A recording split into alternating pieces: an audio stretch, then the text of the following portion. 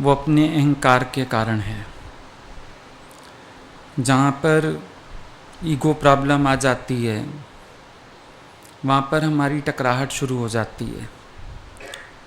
कभी कुछ अच्छा नहीं लगता, कभी अपने अकॉर्डिंग नहीं समझ आता, कभी हम एक्सपेक्ट करने लगते हैं।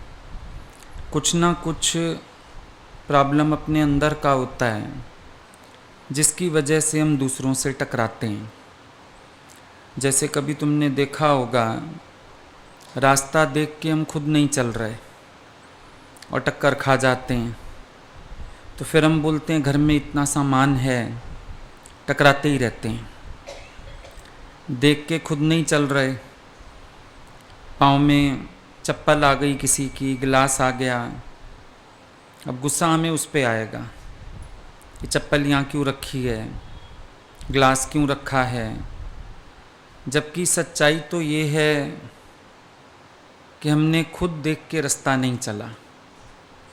तो जहाँ जहाँ पर भी हमारी टकराहट है, सामने वाले को दोष मत देना।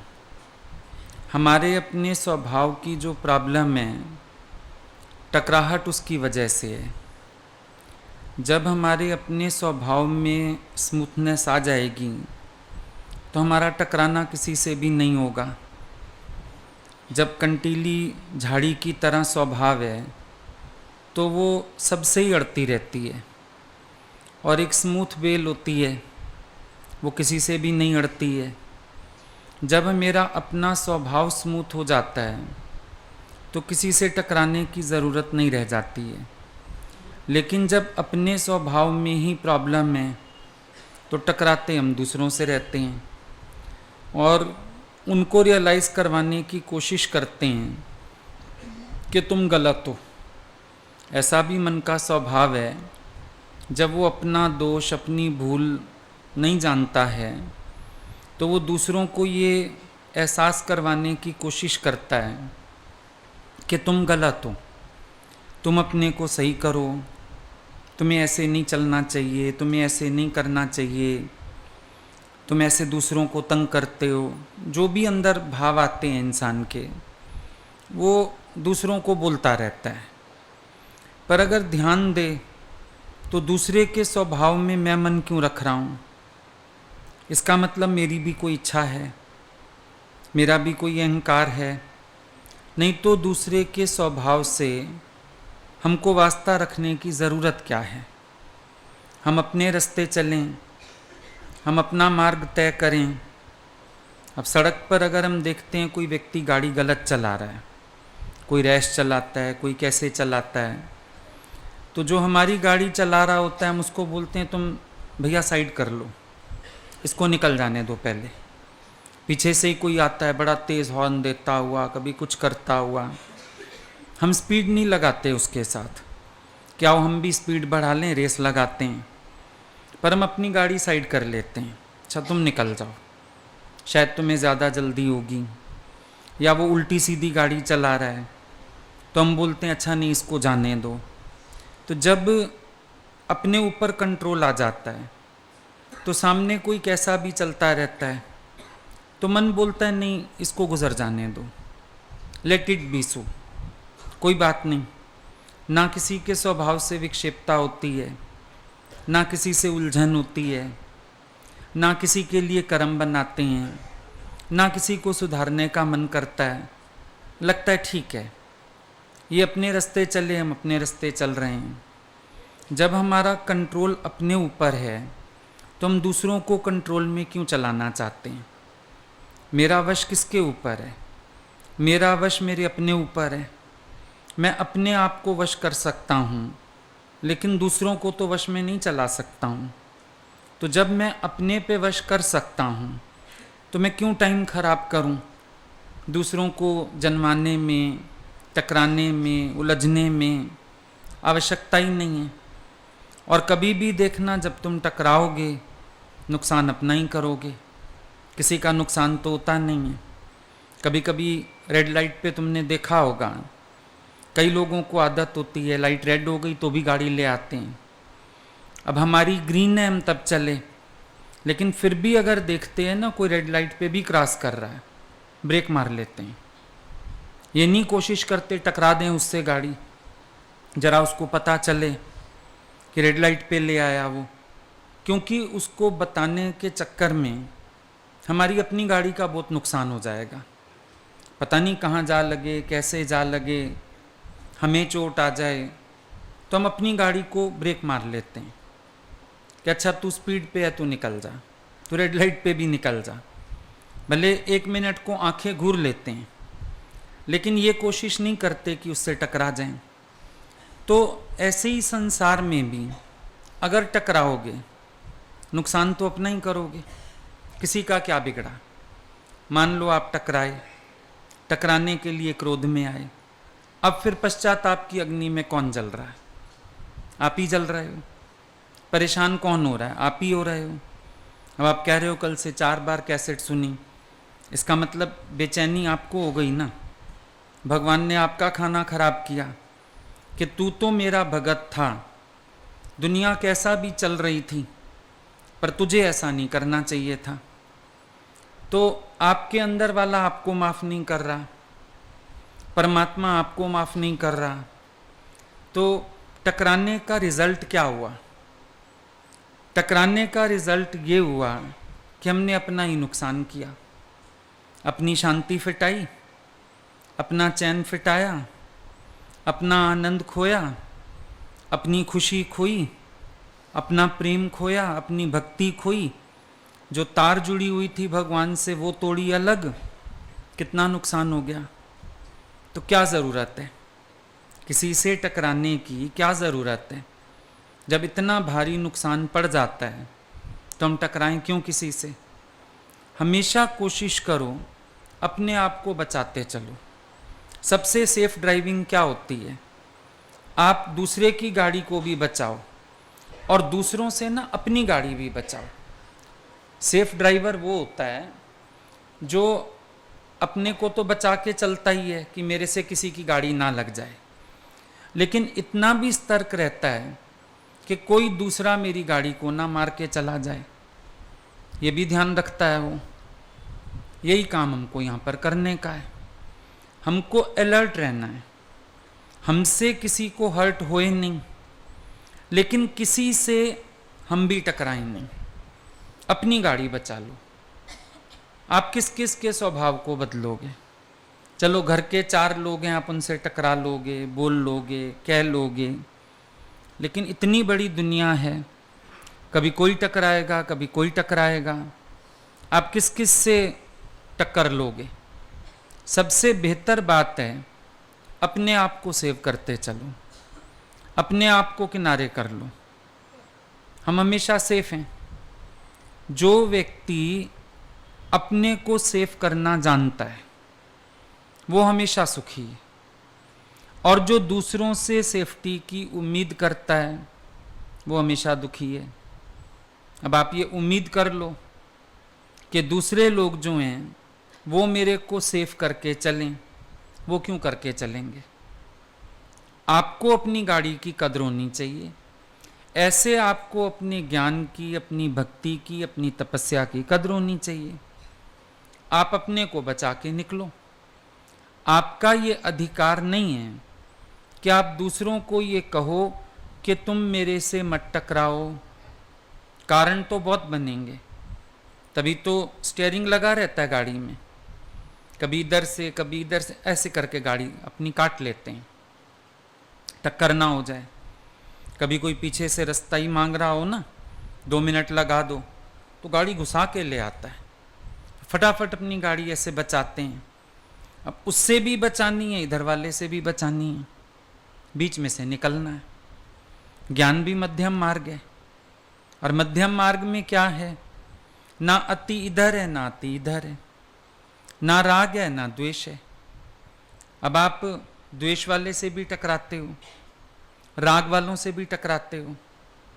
राग वालों से क्यों टकराते हो? क्योंकि आपको उन पर अधिकार लगता है। द्वेष वालों से क्यों टकराते हो? वहाँ आपकी ईगो फ्लैटर होती है। दोनों तरफ मुसीबत है। लेकिन ज्ञान मध्यम मार्ग प्रेम का, जब प्रेम है भीतर, तो प्रेम वाले की टकराहट किसी से नहीं है। प्रेम वाला तो जैसे मर्ज इनटू द ओशन, प्रेम वाले की स्थिति क्या होगी, वो जैसे सागर में नदी समा गई, सागर में बूंद समा गई। तो प्रेम वाले की स्थिति क्या है, वो सबको स्वयं में समा सकता है। वो किसी से टकराता नहीं है, लेकिन सब कोई अपने प्रेम में समा लेता है। कोई बात नहीं, कोई कैसा भी आ जाए, खोटा आ जाए, खरा आ जाए।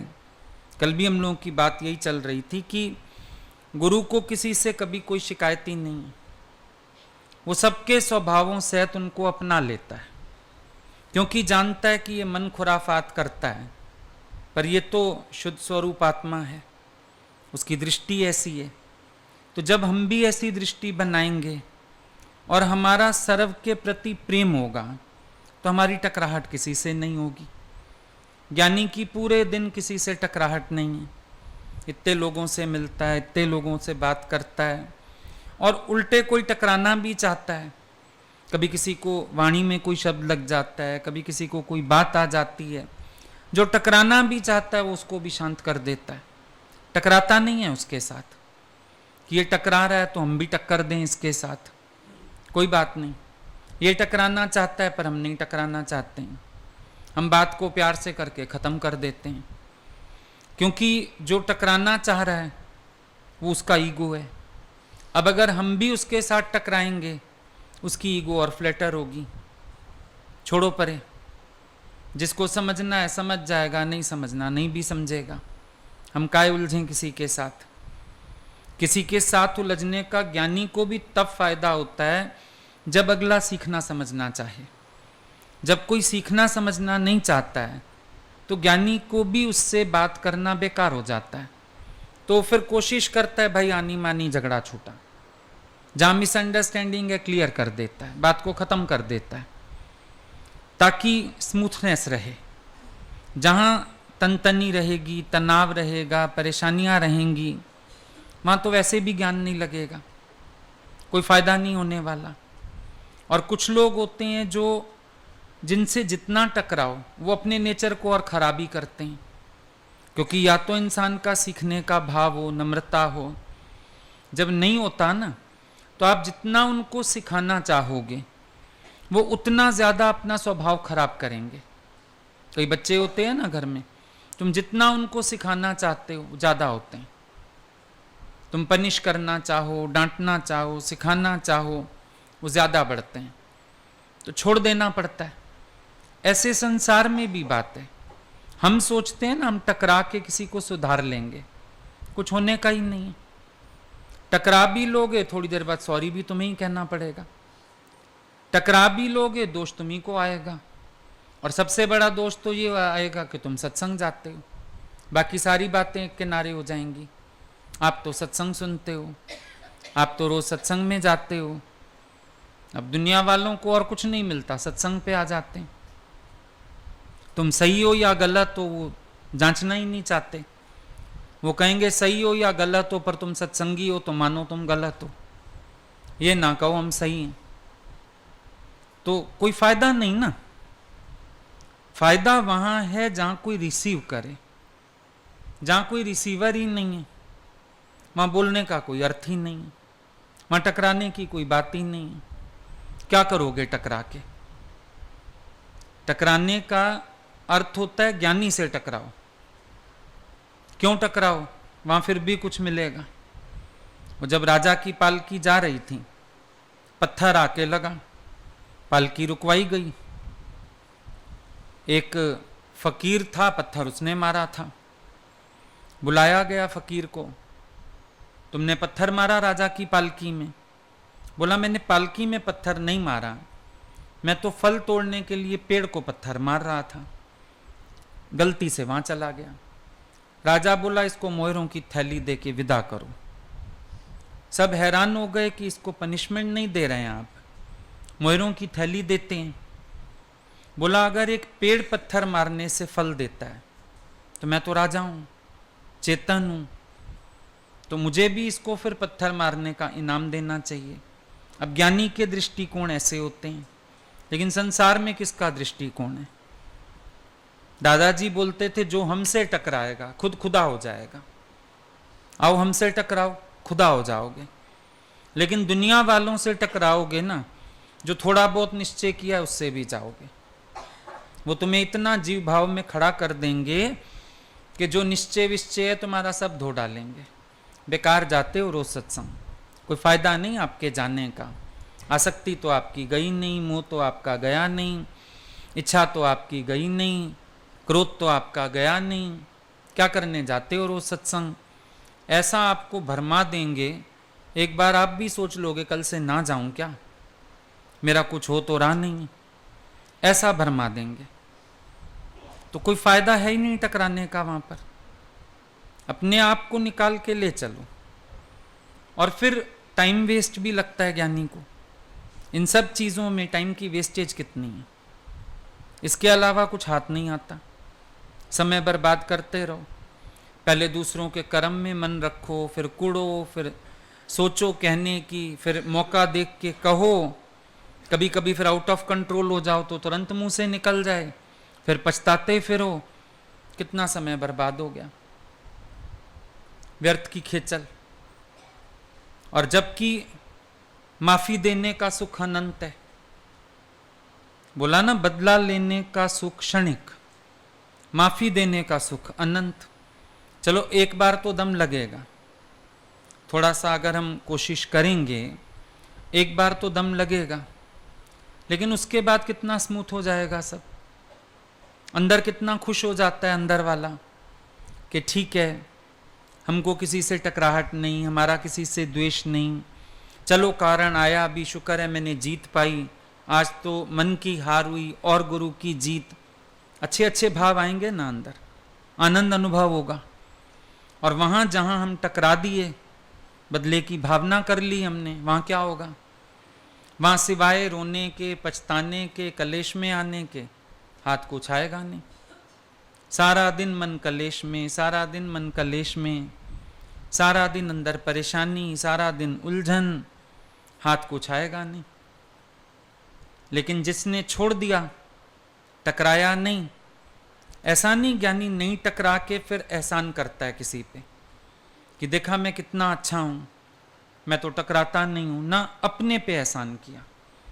अगर हमने अपनी शांति नहीं फिटाई, अपने पे एहसान किया ना, हमने अपना आनंद नहीं खोया, अपनी भक्ति नहीं खोई, कर्म नहीं बनाया, सामने वाले पे एहसान थोड़ी है। तभी ज्ञानी किसी को ये भी नहीं कहता फलाने दिन तूने ऐसा किया मैं चुप रहा, फलाने दिन तूने ऐसा किया मैं चुप रहा। मैं किसी के कारण चुप रहा ही नहीं, मैंने तो अपने पे कृपा की। एहसान हम दूसरे पे नहीं करते, एहसान हम अपने पे करते हैं। ये भी एक गलत फहमी है।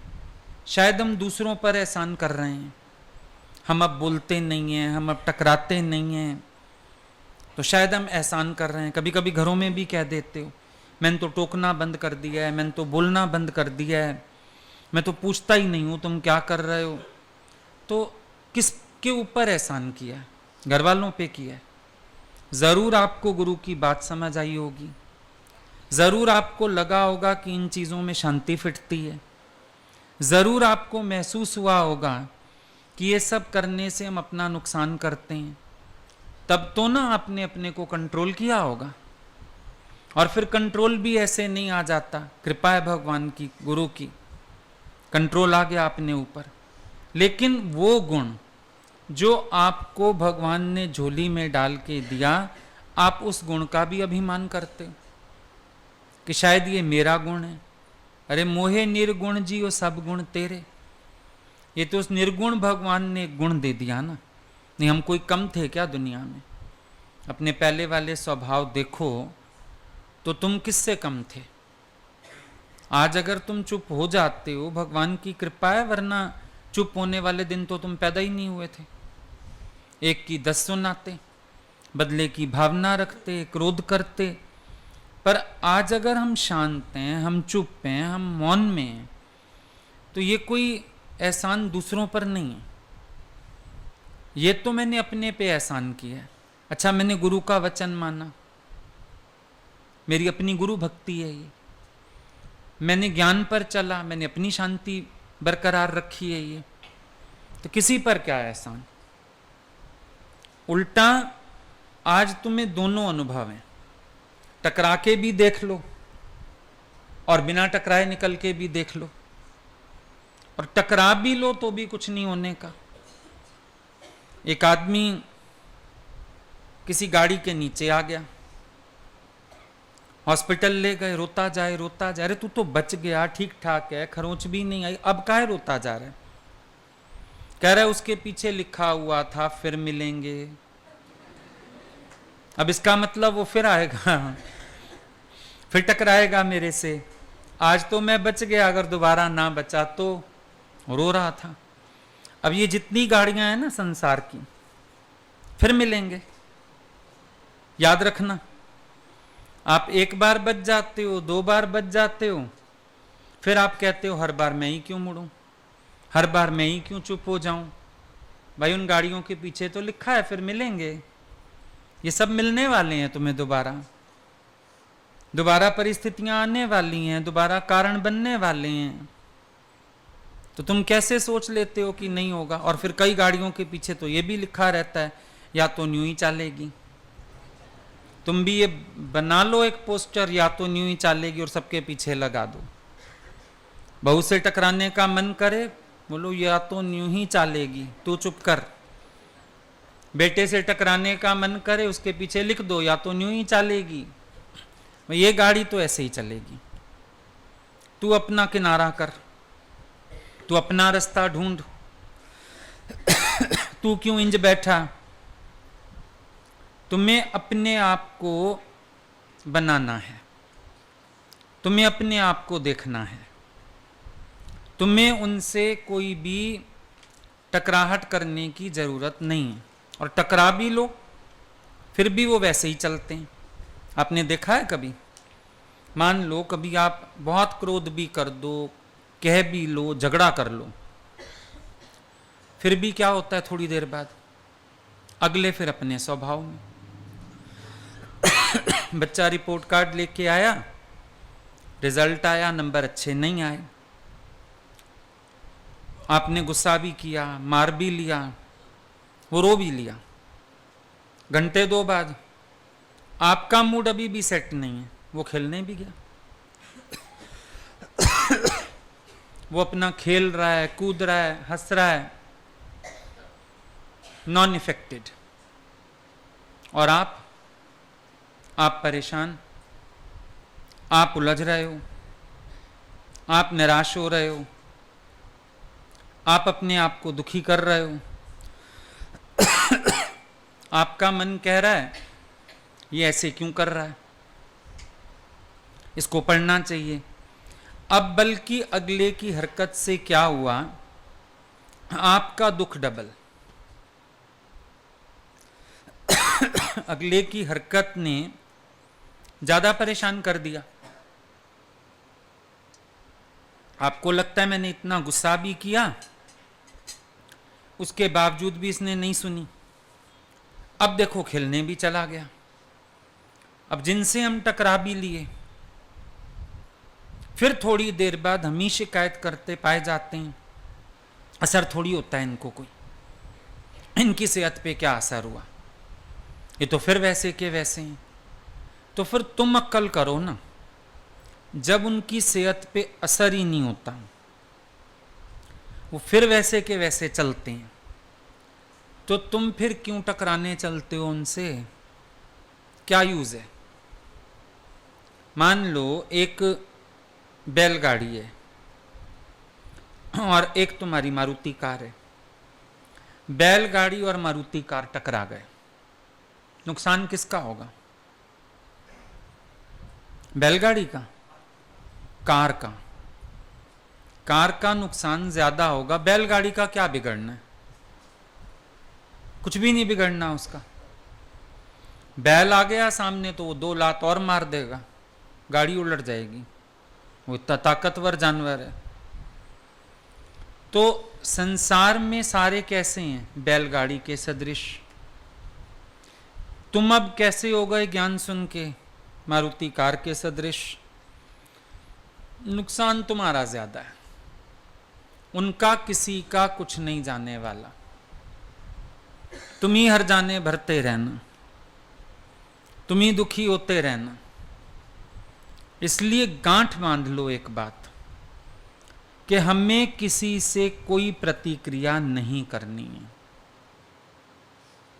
बल्कि किसी के एक्शंस को ना ऑब्जर्व करना ही बंद कर दो।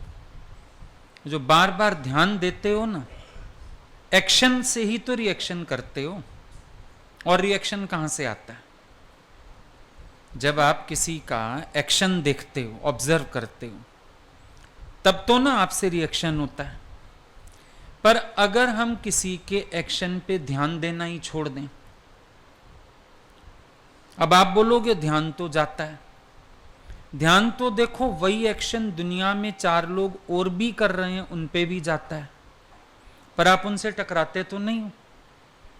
जहां मेरापन, जहां अधिकार भावना, जिनसे इच्छा, टकराते तो आप वहां हो ना।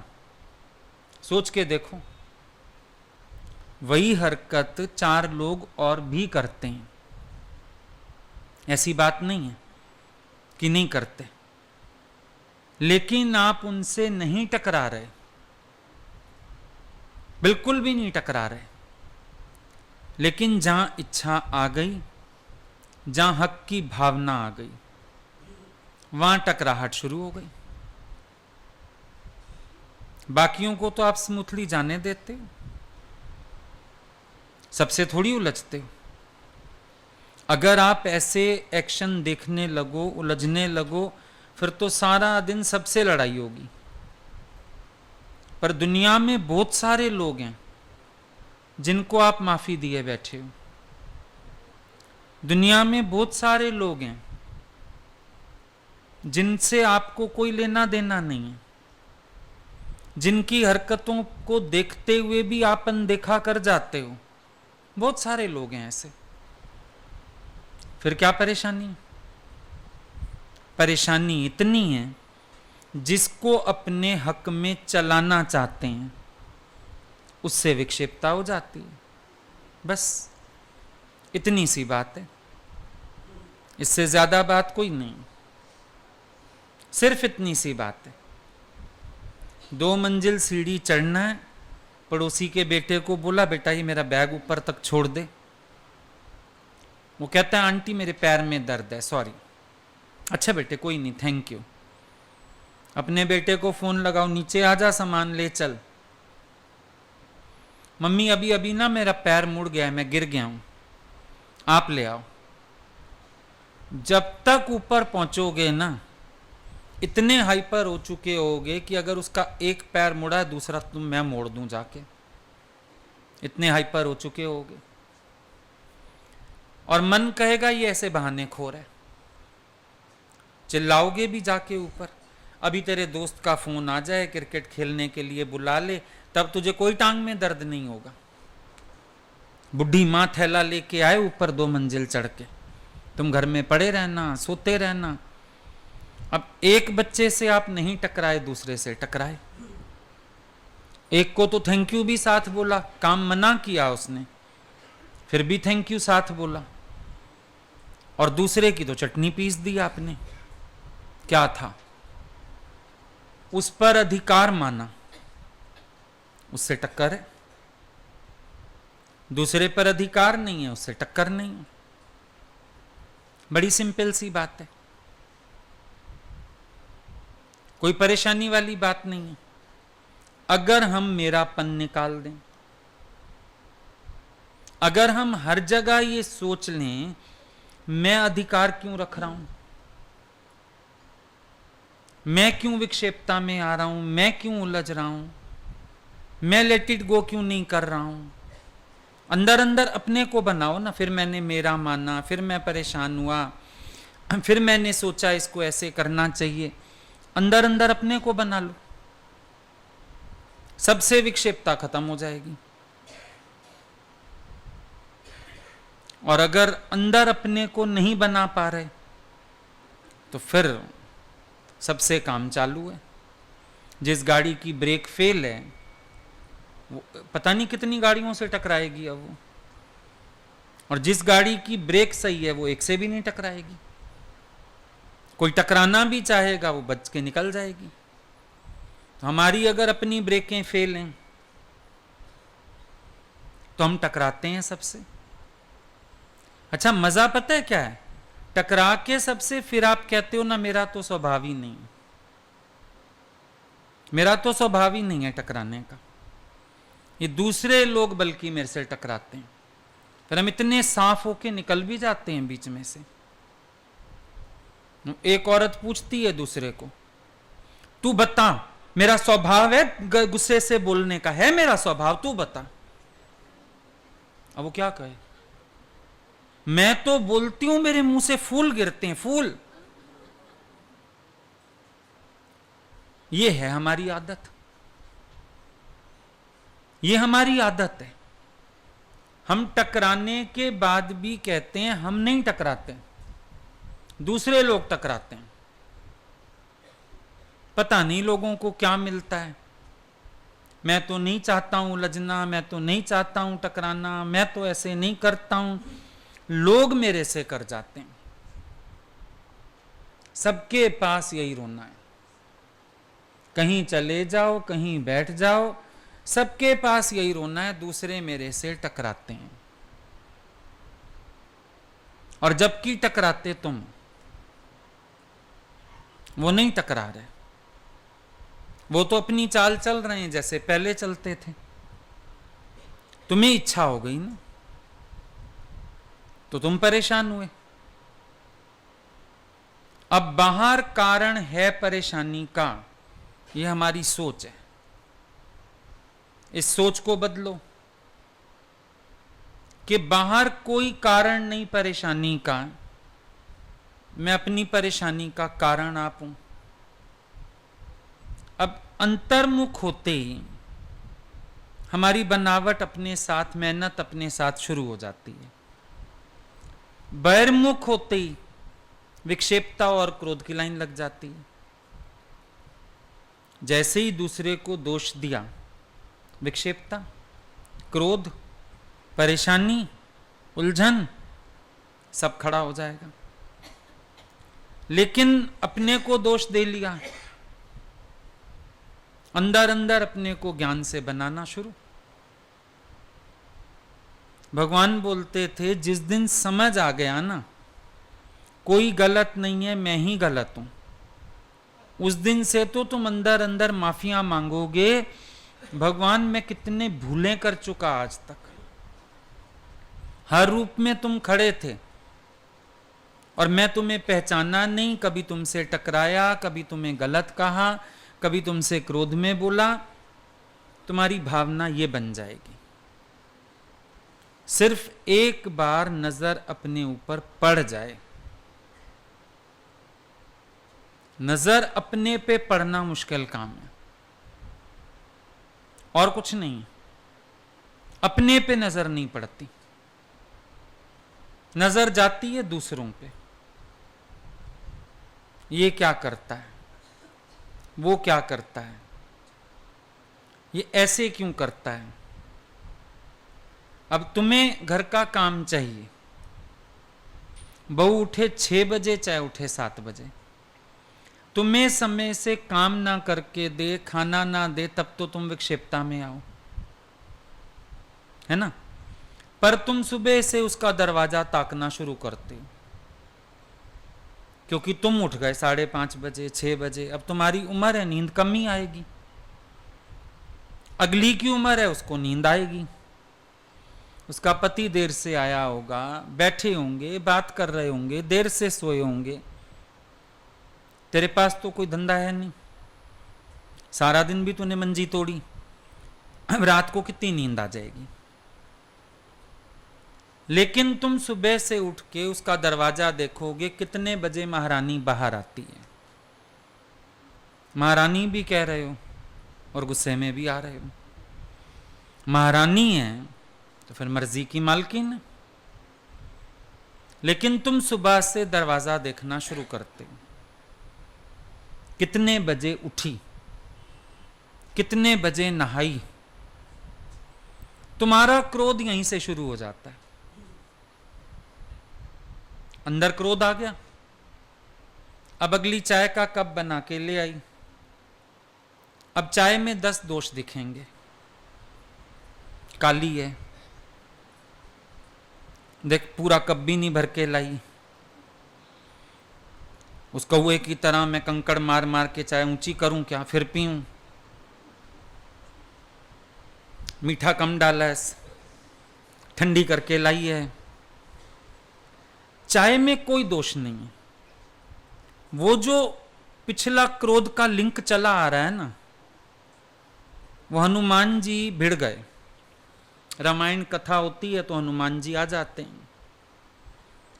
एक भगत पढ़ रहा था रामायण, उसने कहा अशोक वाटिका में हनुमान जी पहुंचे, वहां फूल सफेद रंग के खिले हुए थे।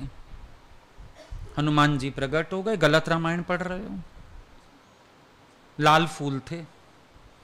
बोला इसमें सफेद लिखे हैं। बोला गया तो मैं था, वाल्मीकि गया था क्या, मैं गया था, लाल फूल थे। इतना झगड़ा हो गया, राम जी को आना पड़ा। राम जी बोले हनुमान फूल तो सफेद थे, तेरी आंखें क्रोध से लाल थीं, इसीलिए फूल लाल दिखे। अब तुम्हारा जो पिछला क्रोध चला आता है ना, वो झड़प यहां से शुरू हो जाती है।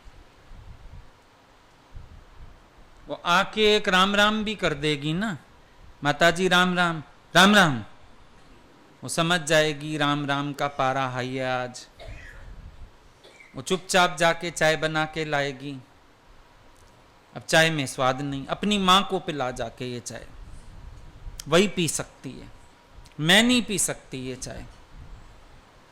रोज पीती हो वही चाय, पर आज उसकी मां पिएगी ये वाली चाय, और आ गई उसकी मां तो पारा तेरा डबल हाई हो जाएगा।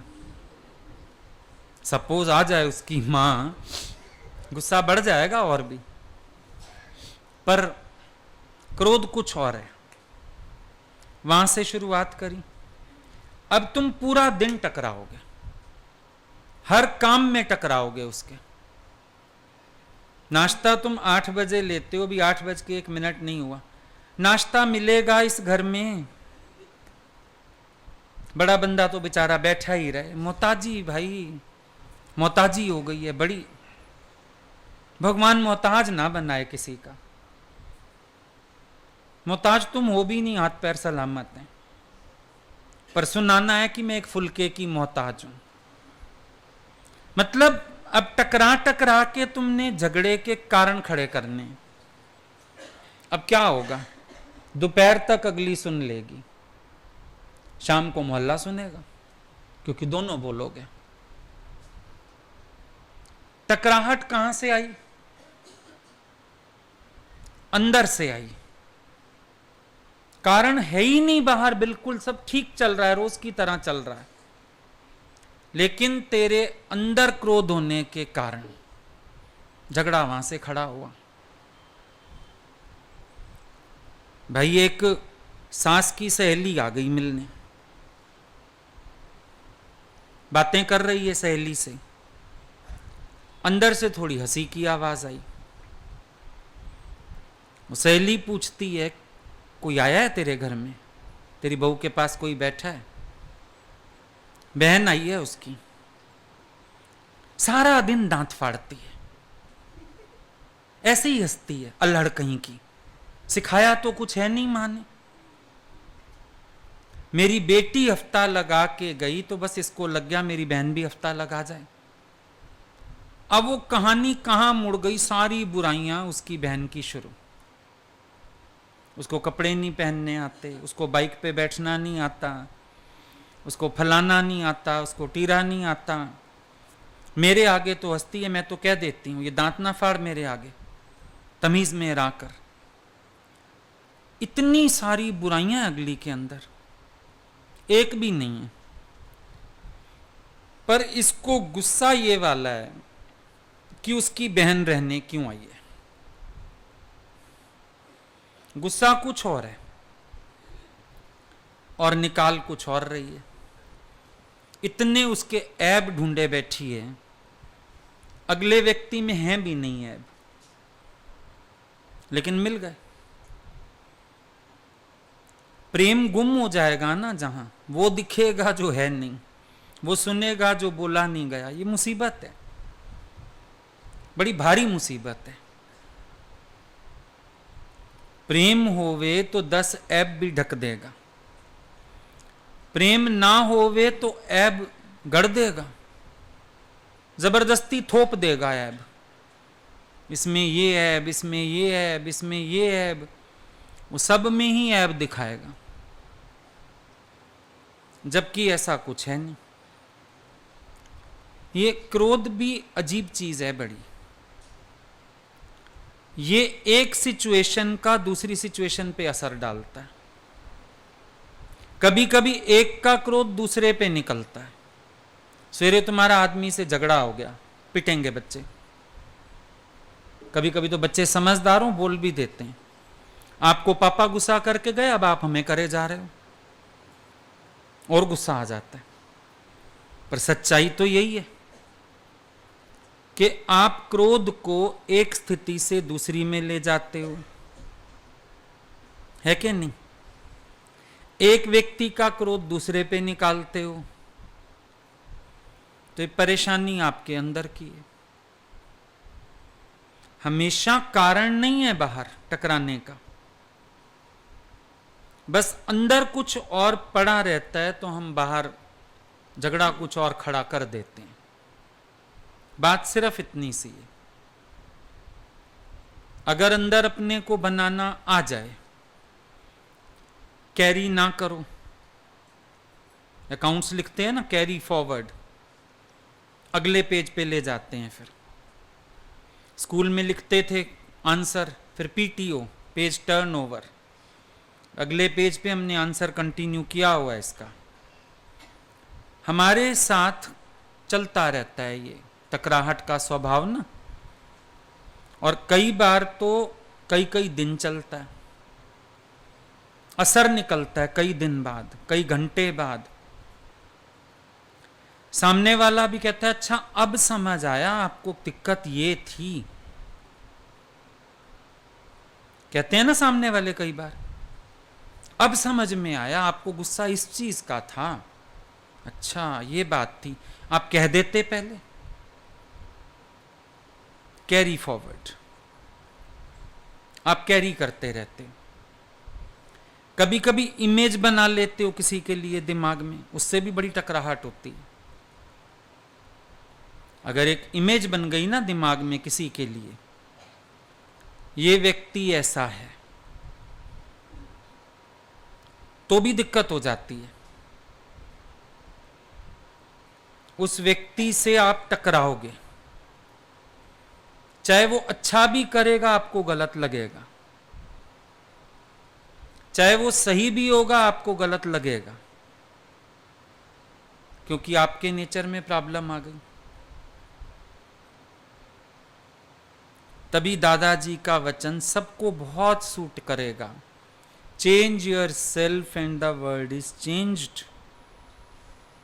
अगर अपने को बना लो, दुनिया तो बनी हुई है, अपने को बदल लो, दुनिया तो बदली हुई नजर आएगी।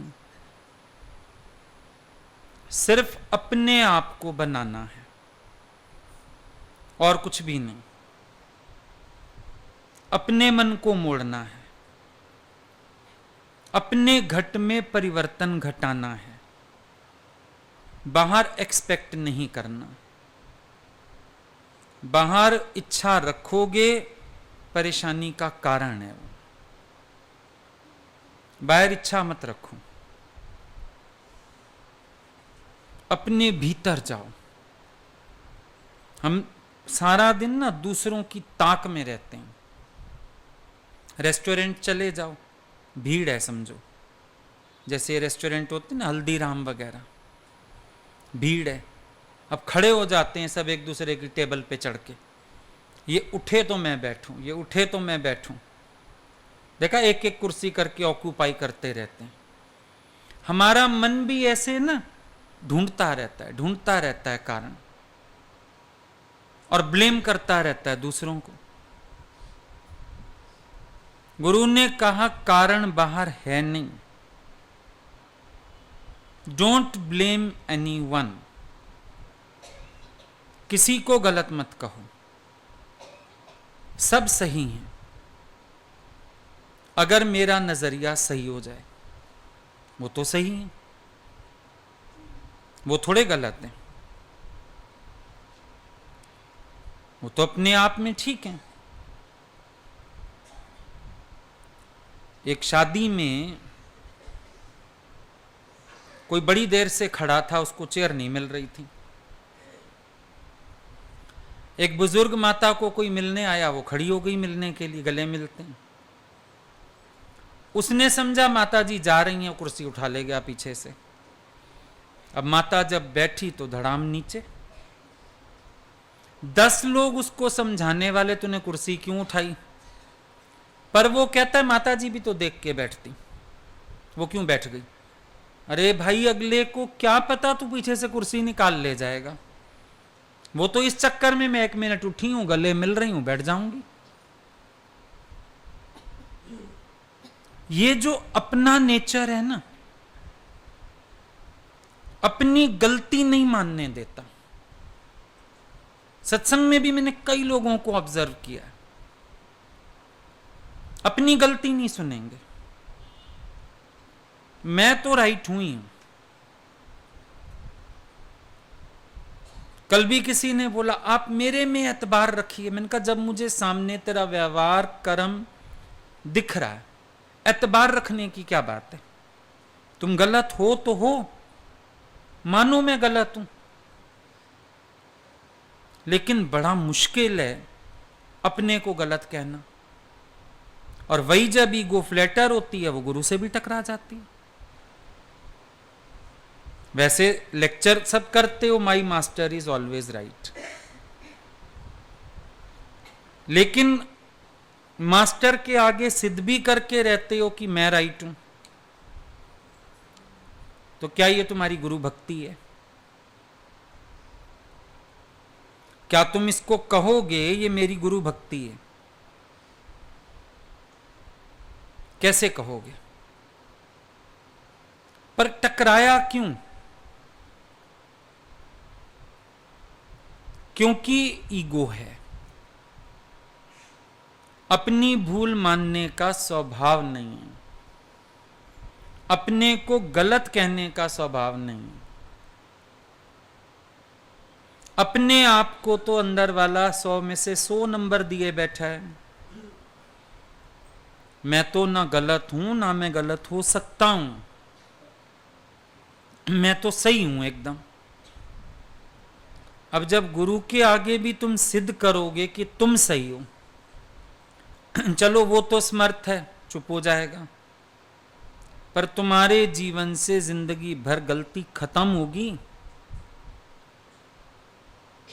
तुम्हारे जीवन से जिंदगी भर क्या दोष निवृत्त होंगे? नहीं होंगे। तुम वहीं खड़े रहोगे जहां से चले। मन को वो मंजूर है, पर मौन हो जाए, अंतर्मुख हो जाए, विचारशील हो जाए, ये नहीं सोचेगा कि मैं विचारता हूं,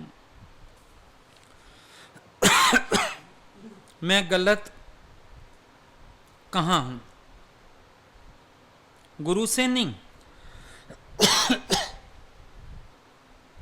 सबसे ये बात है, हर एक से ये विचार लो मैं कहां गलत, काम बन जाएगा।